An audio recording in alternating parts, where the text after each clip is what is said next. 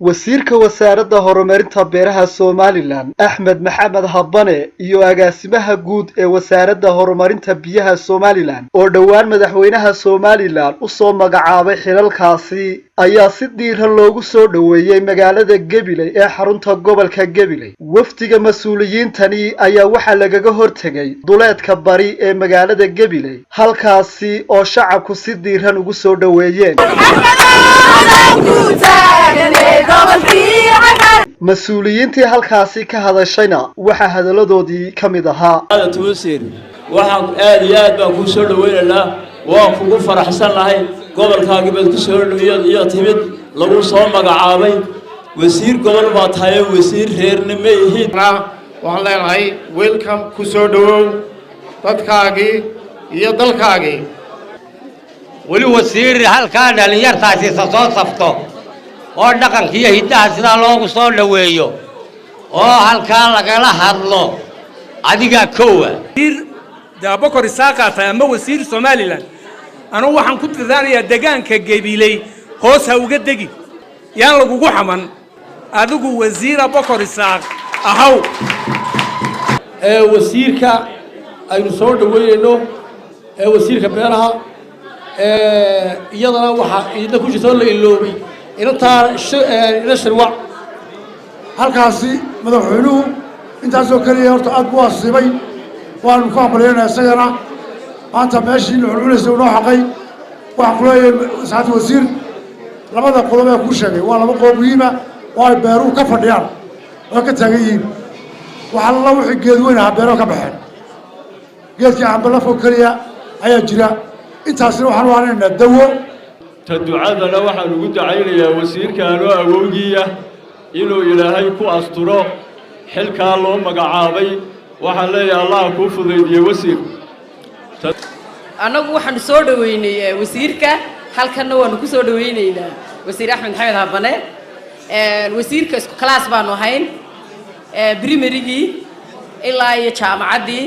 waa nin akhlaaq badan ku sifoobay wuxuu kamid ahaa ardaydii kalaaska ugu wanaagsanaa ayaad ugu mahadsantihiin soo dhaweynta wasiirkeena cusub wasiirka beeraha Axmed Maxamed Habane aad iyo aad baan isna u soo dhaweynaya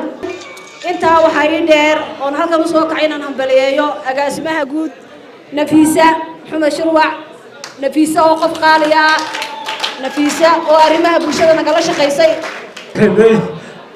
ma aha wasiir gobolka كلمة هو كتر دار مياه هو وزير قرن مركل لواب يدوك واتر سنة سال لكن أنا وزارة المالية تبارك الله يعلم وزير قارن دوي هاي هذا القصيدة الورد جاي وزير قرن بات هاي سيجارنا قبل كين قبيلة وحنقار كوسو دوين أمانته وحويان إن تهاي وزير كبيرها قبل كنوي هاي قبل كبيرة ليه ما أهم معنه إن خبرة هذه ويرن هذه يوحي أخذ حشيء deegaankeena ka soo jeednay gobolkayna ka soo jeednay iyo talada iyo tilmaanta dadka reer Gabiley kula garab istaagayaan iyo dadka khibrada beeralayduba in deegaano badan oo runtii xoolaha oo kaliya ku tiirsan aan aaminsanahay mas'uuliyadaasi inuu madaxweynuhu ku eegmaday inaad gaarsiiso oo aad barto waxa loo yaqaan xoolo dhaqato beeralay oo mudnaanta la siinayo waxaan uga mahad celinaynaa in gobolka Gabiley uu noqday gobol hablahoodu aqoontooda ay gaarsiiso inay gaaraan agaasimayaal guud lagu aamino wasaarad eeya oo biyaha Nafiisa waxaan leeyahay ku soo dhaweey xilka qaranka tan iyo wasiirkuba wasaarada aad iyo aad u ballaaran oo aad iyo aad u miisaan culus ayaa la nageeyay shaqadooduna aad runtii u badan tahay faa'iidadooduna iyo waxtarka ay wadanka u leeyihiin ay aad u fara badan tahay ama muhiimadda wadanka ay u leeyihiin ay tahay mid aad u miisaan culus